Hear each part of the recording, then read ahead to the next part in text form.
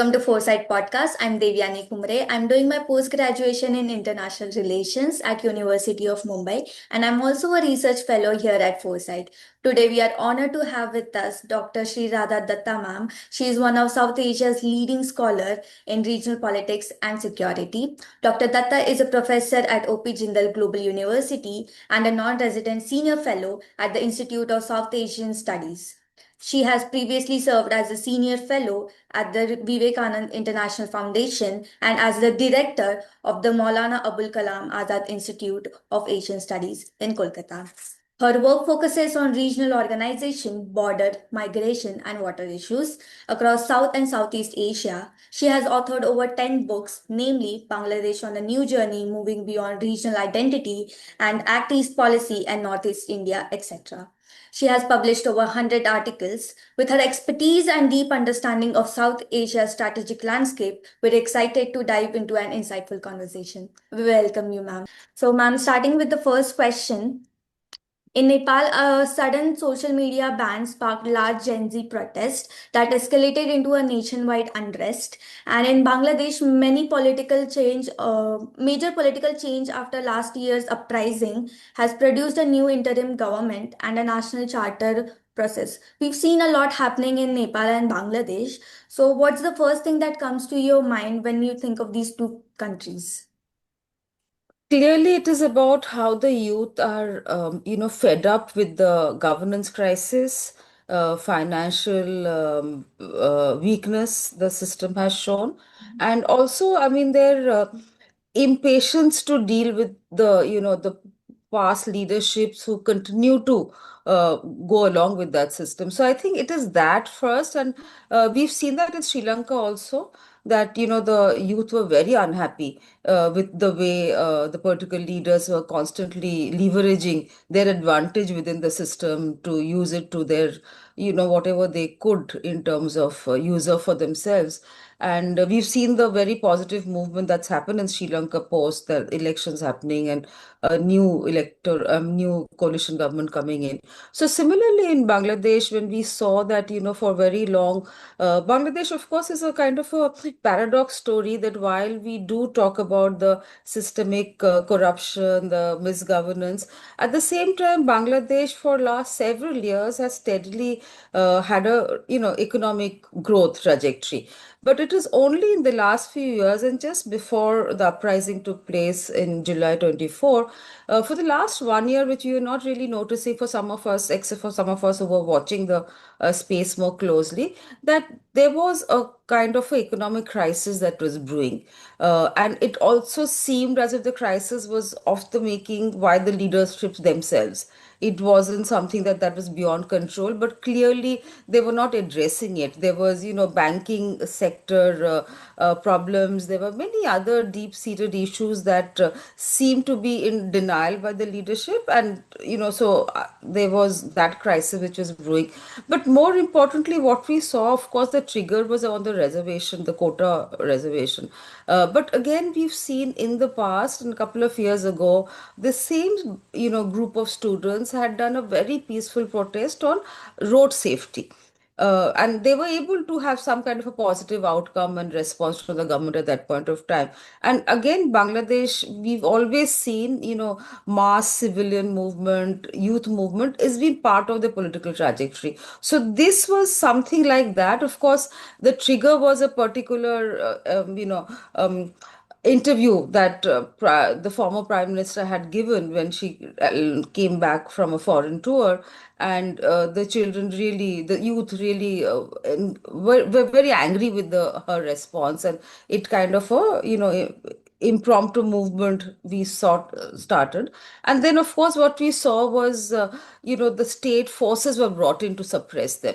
This was completely unarmed students who were on the streets protesting about a certain particular movement. The initial movement was on the quota reservation, not large, but when the state unleashed its physical force on unarmed student, that's when we saw nationwide movement that happened, and we saw seen about 1,500 casualties that occurred, and then from the youth to the larger civilian movement that we saw. Nepal was a bit different in the sense that it wasn't so long drawn, like it was almost a month long event in Bangladesh, but here it was a matter of few days actually. And while as you mentioned yourself, the trigger was, the banning of some of these popular medias, but it was again a deep-rooted problem that we watched from right from the time the new constitutional promulgation took place, the second general election took place.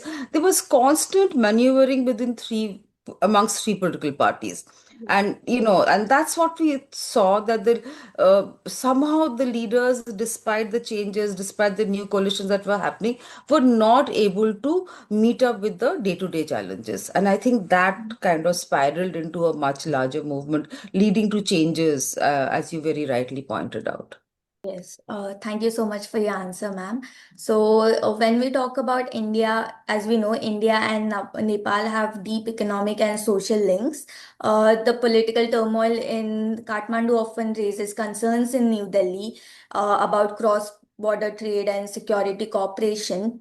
So, how might Nepal's political instability affect India and Nepal's relation in coming months? There were two ways to see it. That, of course, one is always happy to go with status quo. Whatever is there, it's a stable situation, we are going. But, Nepal wasn't really politically stable.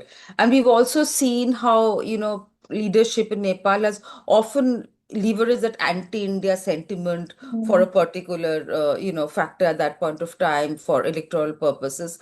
So we've always had that kind of a bit of a uneasy, and it's a very unique relationship in South Asia or anywhere else. We have open borders. For a long while, we had the Gurkhas from Nepal working in our Indian defense forces. A large number still earn a substantial pension from us. These are, situations which don't happen very often in the neighborhood or anywhere else. But despite that proximity, the closeness, as you say, the day-to-day movement that takes place about trade, on social issues, families being married into each other, across, we have so much of overlap of states from India and Nepal. So that kind of a close proximity is very difficult to replicate. But at the same time, as I said, the political uneasiness, because we've seen our political leaders have, and there is a certain also reason as to why there is a particular anti-India sentiment, and they have often leveraged that. So it is true that when this uprising like this happens and a new situation evolves, it is, I mean, a kind of a trepidation for any neighbor in that sense.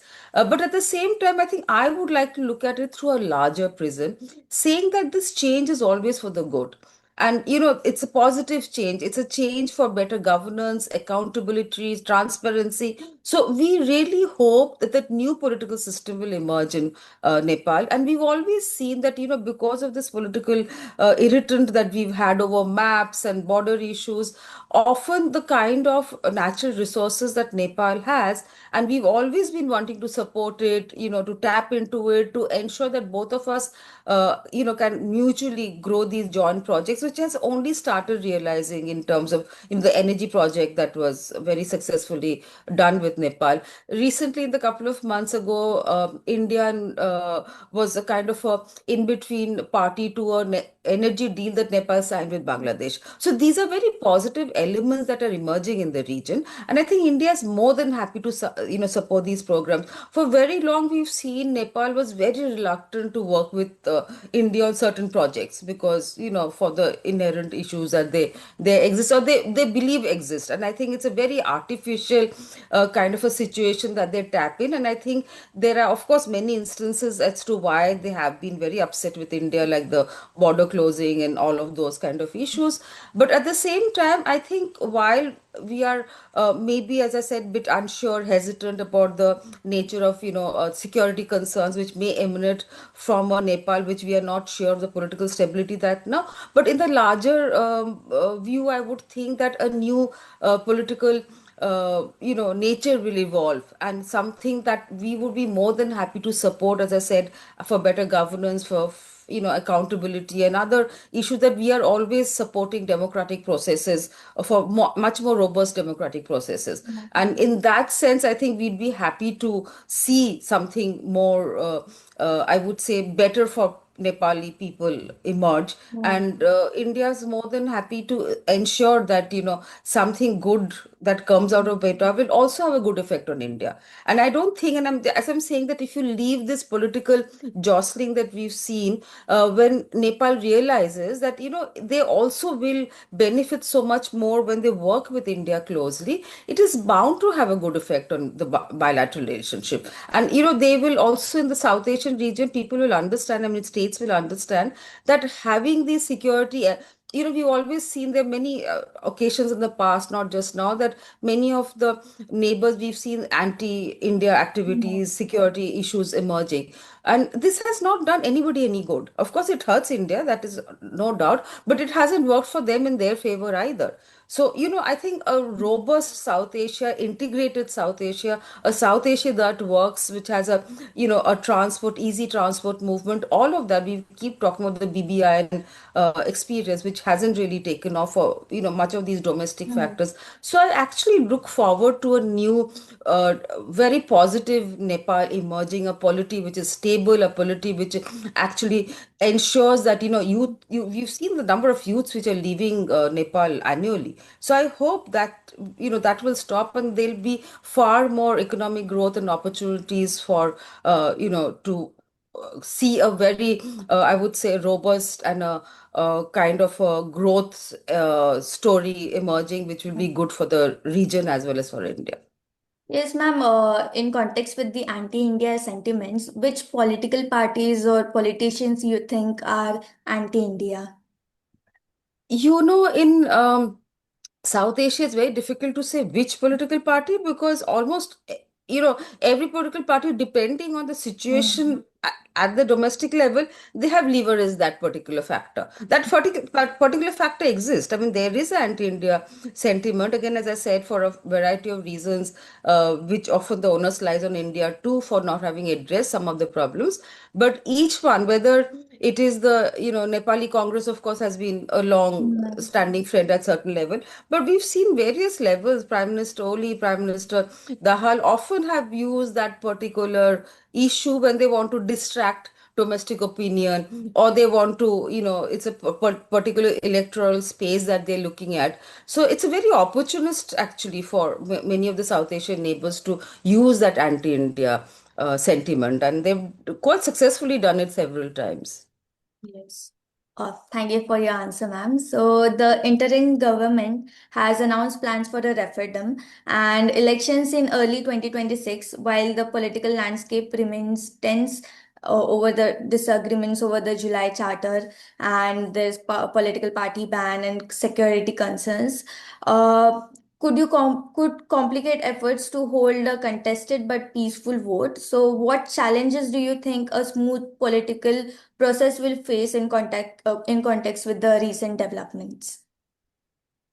First crisis that Bangladesh is now facing actually is over the international, tribunal, which is being held on charges of against Sheikh Hasina, the former prime minister, against crimes against humanity, and the verdict is to be delivered on 17th, which is just like a day away. So we've seen that the former leader, who's now residing in India, has openly advocated for violence and for disruption of the system to ensure that the trial verdict is not announced, and she completely denies any of the allegations and the accusations that have been made against her.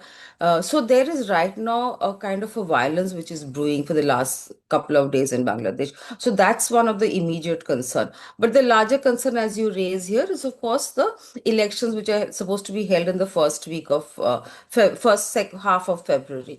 So there was, of course, the July Charter, which really is an embodiment of the youth work in terms of bringing in a political change. And what they want to see through the July Charter is the kind of misgovernance issues, the kind of corruption that became part of the intrinsic democratic system of Bangladesh needs to be completely addressed. And July Charter embodies those constitutional reforms which needs to be brought in, ushered in. So the confusion is about certain political parties, like you mentioned, who want the July Charter to be implemented first, while BNP, which is one of the larger major political party, and some others who say no, elections first. So now the compromise has been, I think, just a day before the interim chief, Professor Yunus, has announced that elections and referendum is going to be held together on the same day. So there'll be a question about who wants referendum and how do we go about it.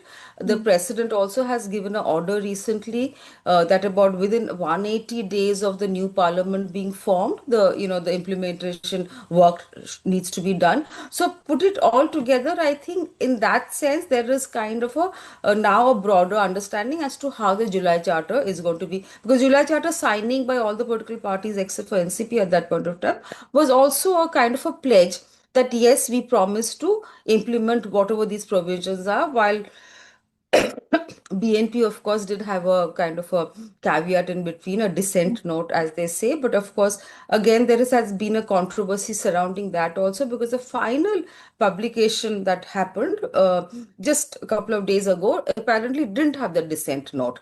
But I think most of the issues which, and July Charter was finally signed after many rounds of consultation. So all the political parties are very much aware of what are the provisions that have been brought in here, and it is all about constitutional reform proposals. So I think largely every political party is on board. There's a bit of issue on one particular issue on one thing, but the larger issue that everybody agrees to it. So right now we know that that has been agreed upon, that both referendum and election will take place.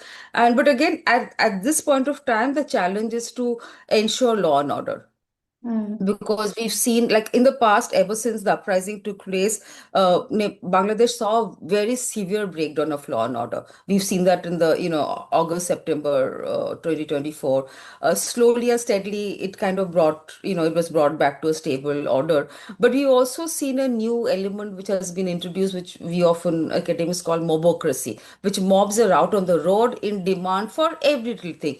It can be class 9 students, university students, RMG workers, all kinds of stakeholders, pressure groups are coming out on the streets in protest of some demand or the other, which certainly is not, I would say, a very constitutional way of addressing matters. But at this point of time, of course, the government is struggling to put all of that together and ensure. But right now, I think Awami League and the fact that it's very openly saying that it wants to disrupt the political situation is something that I think the interim government and the security forces need to handle in a far more to address it and ensure that the day-to-day activities don't get disrupted. Mm. Thank you for your answer, ma'am. So recently, I read an article wherein the Islamists, as you mentioned, that some people, so sorry, I'll say it again. So recently, I read an article wherein the Islamists in Bangladesh, the largest Islamist party, Jamaat-e-Islamia, and seven other political parties gathered in the capital Dhaka, are demanding a referendum on the national charter ahead of general elections. So, what is your opinion on this?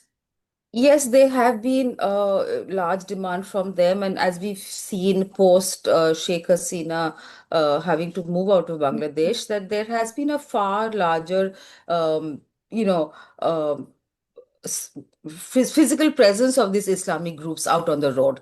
There are many such, and of course, we've seen in the recent Central Students Union election, uh, the student wing of Jamaat actually won Mm. all the elections hands down. So that's also a kind of a victory for the Jamaat-Islami political party. But I'm hoping, at the point that I just made about Professor Yunus having just announced day before, I think, about how referendum and national elections will take place on the same day, should address that particular problem. So I think Jamaat Islam will understand that, upsetting while they're organizing meeting and talking to people and appealing, but by and large, I think majority of Bangladeshis do agree that, having this together will actually resolve this particular crisis amongst the political parties. And I think all political parties, BNP, of course, is advocating early elections, and we know they've decided on mid-February by now. But and Jamaat Islami and NCP have also been wanting to delay elections again to ensure that their electoral chances gets better over time. But these are calculations each political party has. But I think right now, what I hear from my friends and others in from Bangladesh is that the nation has really moved into a kind of election mode, and I think common people are really looking for an elected government to take over and a normal functioning of the parliament all over again. Thank you for your answer. So, when we say China is Bangladesh's top supplier of military hardware, providing around 72% of its arms, and in the context of the new defense partnership between Bangladesh and Pakistan's and China's long-standing dominance as Bangladesh's main supplier of defense hardware, how might China's influence affect South Asia's regional security, and what strategic options should India pursue to preserve this balance of power? At a very simple glance at this point of time, it does raise certain, shackles in India, because what we've seen happening is clearly not something that India would enjoy seeing happen. We've always known how Bangladesh and Pakistan, for historical reasons, have never been close. And in fact, in the last 10, 15 years, because of Sheikh Hasina, she's really kept Pakistan at bay. But ever since the changes occurred, we've seen how Pakistan has gone out of its way to woo Bangladesh. This is never to actually ever ignore the fact that the historical baggage that Bangladesh has vis-a-vis Pakistan remains on the table. The genocide that was done by Pakistani forces will never be forgotten by Bangladeshi. So while that is also a fact, but we've also seen that there's a kind of a growing proximity, and also in India we've always kind of understood that the military links between Pakistan army and Bangladesh army always were existed. It wasn't that they were kind of done away, but only socially and politically. I think the neighbors were not talking to each other so much. In the recent past, we've seen their intelligence agencies coming to Bangladesh. There's a lot more news circulating about that. Of course, their Pakistani foreign minister coming. A lot of high-level visits have taken place. A lot of agreements have taken place, including Pakistan now offering the Karachi port to for trade of jute and some other products, which were ironically banned by India, because India and Bangladesh had that product, transportation always in place. But India recently, for another variety of some other reasons, banned that, and Karachi port offer came in very handy. But again, coming to China and Bangladesh, ever since 75, have always had very close, comprehensive ties. So whether it was about, building roads, where there was all kinds of infrastructure support that China gave, and of course, defense partnership. That was something that was always there. And irrespective of which political party, whether it was a BNP or the Awami League, all of them have worked very closely with China. And even Sheikh Hasina did. There was a bit of an issue in the last lap of her term over the Tista management project that Bangladesh had actually proposed to China, and China had agreed to do it, which ideally was a challenge for India, because I mean Tista is a common river between India and Bangladesh, but India again hadn't done anything on that, in terms of not only the river, agreement over the river flows, which was, we've always put it on the federal problem in India. That is one particular reason, but also on the management, the border manager, the river management project that we were talking about. So India, I think, had proposed that they would rather do the project. That was during the last lap of Sheikh Hasina's term. But subsequently, of course, we've seen with this interim government in India, we've not had such a close bilateral relationship. So again, this particular project was again proposed and China agreed to do it, kind of a situation. There is also a talk about China offering some new, aircraft carriers to Bangladesh and all of that. So clearly, that relationship is getting stronger. It was always strong. So let's not question that. It was always very strong under this interim. It is, just picked up the momentum.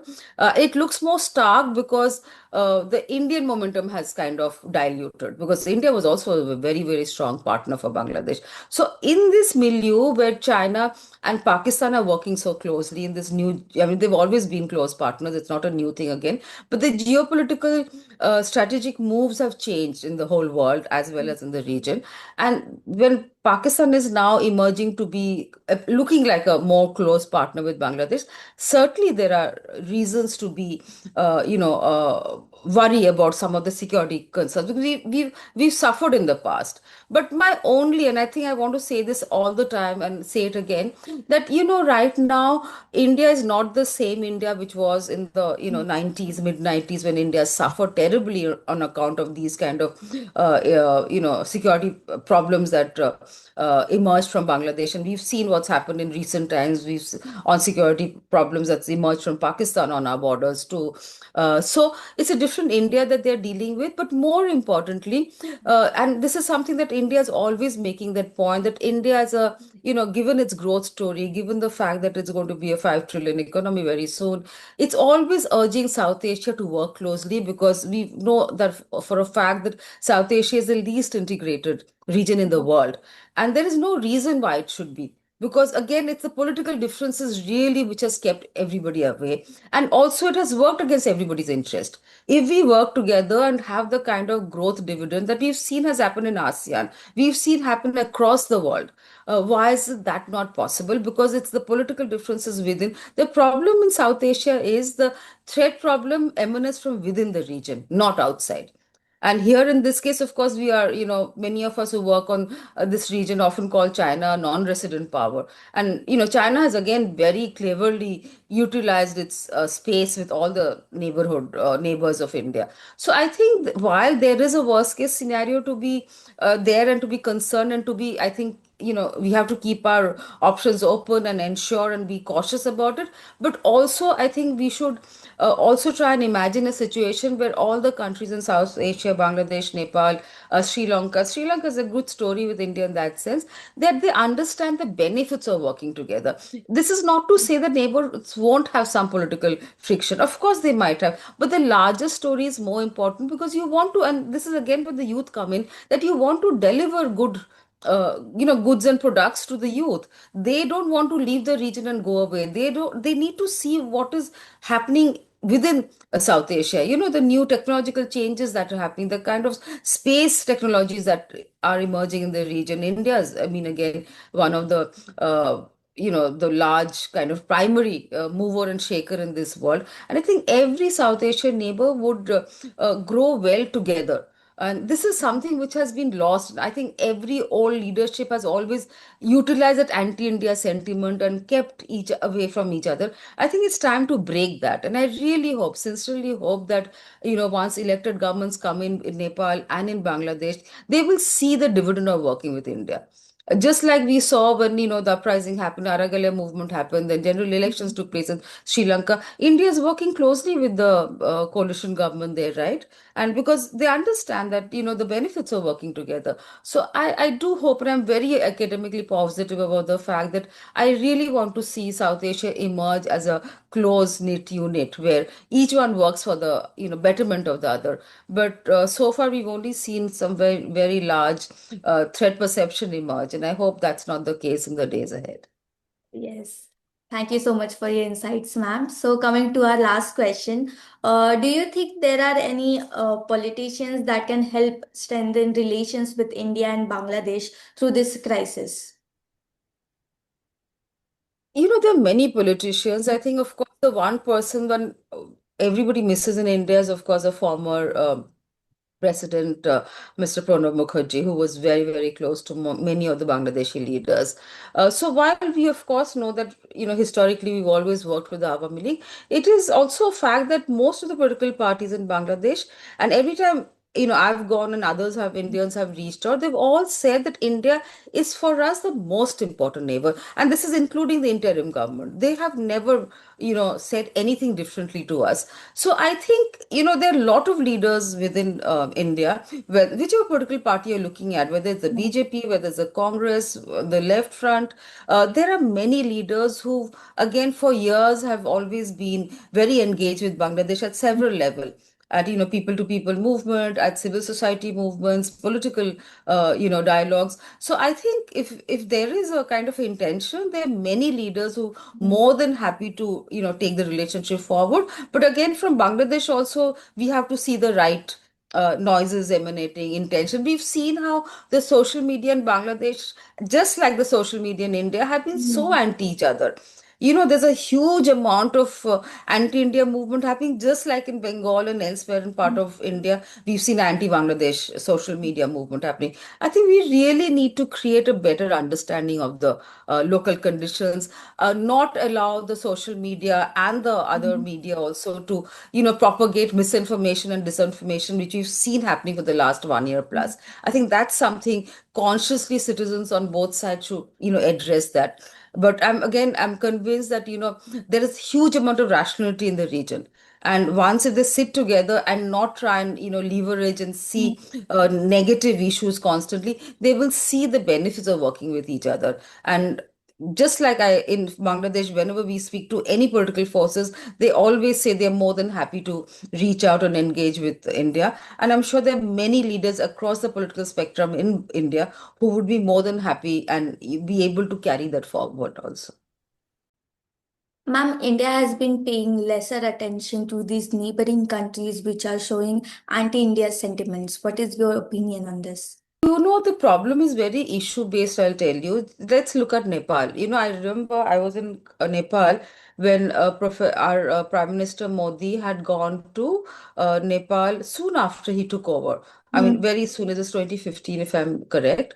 And he spoke at the parliament, and so what I saw at that time, Kathmandu was very excited that, Prime Minister Modi, neighborhood first, all kinds of, positive reverberation that was happening. But within months of that, we saw the border closing happening. Now, if you ask India, we'll say, oh, we didn't do it. Of course, India did it. So the problem was that India felt that the Madhesis were not covered properly in their new constitution. It's a simple, right? Now, it's not our business to address that. Madhesis, end of the day, they may have been former Indians, a couple of decades ago, but they are Nepali citizen, and it is not the onus on us to, address their problems. Let Madhesis work it out for themselves. Why are you not confident that the citizens of Nepal will not be able to work it out? But we took it on ourselves, and we created a generation of youth which who hate India. I'll tell you my own personal experience. My, a very good family friend lives in Nepal. Two families of from Nepal with two children came and lived with me in Kolkata that time. I used to be heading Modern Azad Institute. And they came and stayed me with me for 2 months because their schools were opened, offices were shut because there was, nothing that there was no gas cylinder, food crisis. So, and every day these, school going kids would keep asking me, when do you think this will be resolved? When do you think this will happen? And why is it that India is doing this to us? So this bunch now are early college students.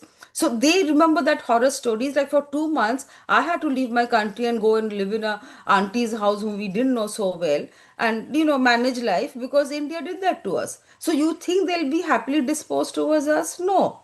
And also, there are many other times, when we have done some little issues. Of course, I'm not to say that Nepal is a great guy. Nepal has very smart, like Prime Minister Oli. Every time there's a distraction he needs, he will open up this border Kalapani problem. We've always had these border, movement happening, people going, as I said, it's a constant day-to-day trade and all of that. But whenever they need to distract, they print a new map and say, see, this part is, this is the disputed territory.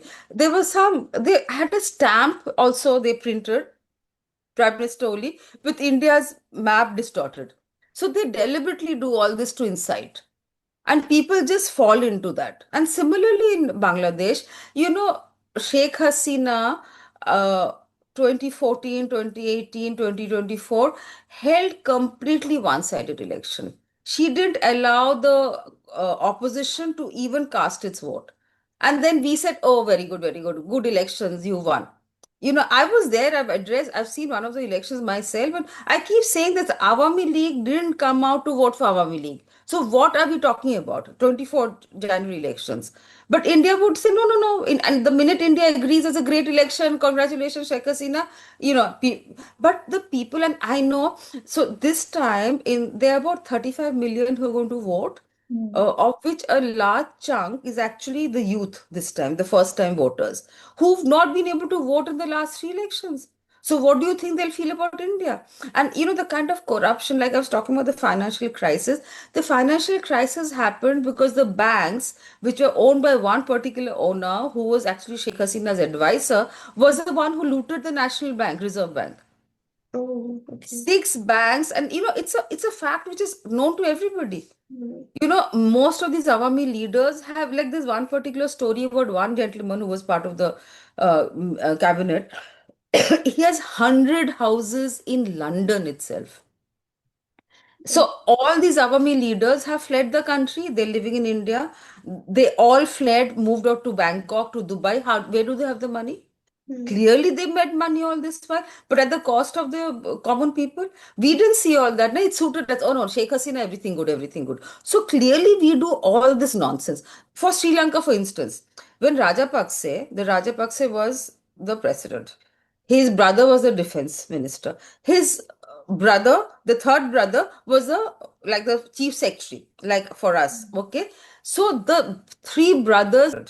His brother was the defense minister. His brother, the third brother, was the chief secretary, like for us. Okay, so the three brothers were looting the country. Mm. Their sons were part of the cabinet looting the country, but we were so friendly. No, no, no. Okay, okay, good, good. Mm. Doesn't matter. We are doing projects. We are putting Adani Energy project. We didn't want to address it. And then see what happened.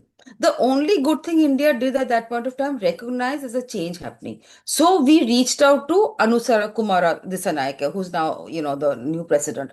And he was actually head of JVP, which has always been anti-India. But he also is a smart politician. He realizes being anti-India doesn't help my case anymore. Mm. India is a growth story we should tap on. So before he became, the elections, he was invited. I kept saying, it was so funny. If he comes to India, he's losing elections because people are going to say, oh, he's close to India. But Mm. Sri Lanka is a different polity. So they had a different coalition and all of that. But now, despite the fact that we say, because India gave that kind of, when IMF was bailing out on them and China didn't give out to give them any economic support, India gave them the first tranche of that almost 4 billion, which really turned the economy at that point of time. So they're very grateful to India. But they haven't forgotten the other problems that India has had. While about projects, whole lot of other issues about, the Jaffna area, which is basically the Tamil area. India has been constantly talking about the Tamil, constitutional rights have not been recognized in the 13th Amendment as yet. So these are problems and we've never been able to get the Tamils and the Sinhala really agree on a common point kind of a thing. We keep, using Tamil Nadu as a Tamil, the Tamil factor, while Delhi wants to only look at the Sinhala factor. It doesn't work like that. So there are many problems even within the Indian establishment. But how do we address it? So Mm. these are, day-to-day issues, irritants, fishermen issues. Ever since the interim has taken over, what you've done with Bangladesh, methodically, periodically, regularly pushing out people from across the border and saying, you're Bangladeshi, go back. Yeah. We don't even know who they are. But we've just, because it's a RSS government, BJP government, they don't care. Anybody who looks Muslim or has a Muslim name is being thrown out. From, West Bengal, Assam. I mean, these are ridiculous things. I mean, historically, these areas always had Muslim population. Exactly. So every person there is not a Bangladeshi. But just now, because the interim is not in a position to address that, so you think any government who comes into Bangladesh will not understand what India is playing? Yeah. Clearly. So these are issues that we do. But then, how does one say it to the, whoever? I mean, of course, the Home Minister is responsible for all of that. So there are many points in South Asia where India is totally to be blamed. I mean, there is no two ways about it. Who told India to go and stop the border trade of jute? Just because you want to pinch Bangladesh. And now Karachi port is opening, they'll say, okay, Karachi port is so far away. But yes, it's far away, but it's at least, a opportunity, right? So I'm just saying that there are issues but what to do? But it's South Asia is a complicated area. Yes, and China is taking advantage of it.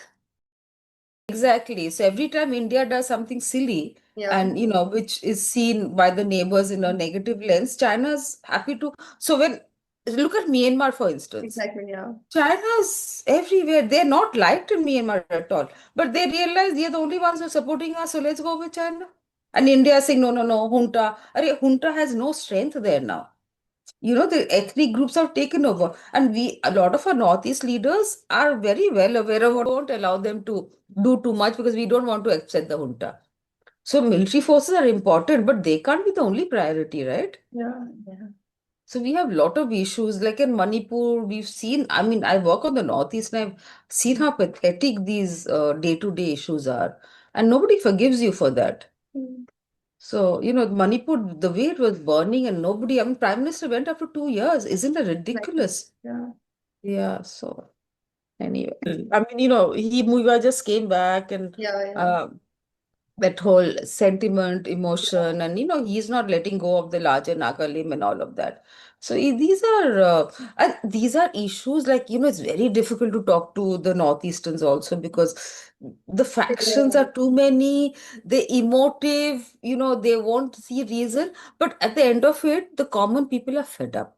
So Mm. let's look at that and see that what is that the common people want, and they're not irrational. It's possible to talk to them, and one is always, one particular leader will play against the other. It doesn't work like that. You have to bring together. So when the Manipur thing was happening, the chief minister was working with one faction. Why? What wrong has the others done? Just because you don't agree with them? Mm. So these are larger issues that we've not addressed. We always want to do a patch up job. Patch up jobs don't help.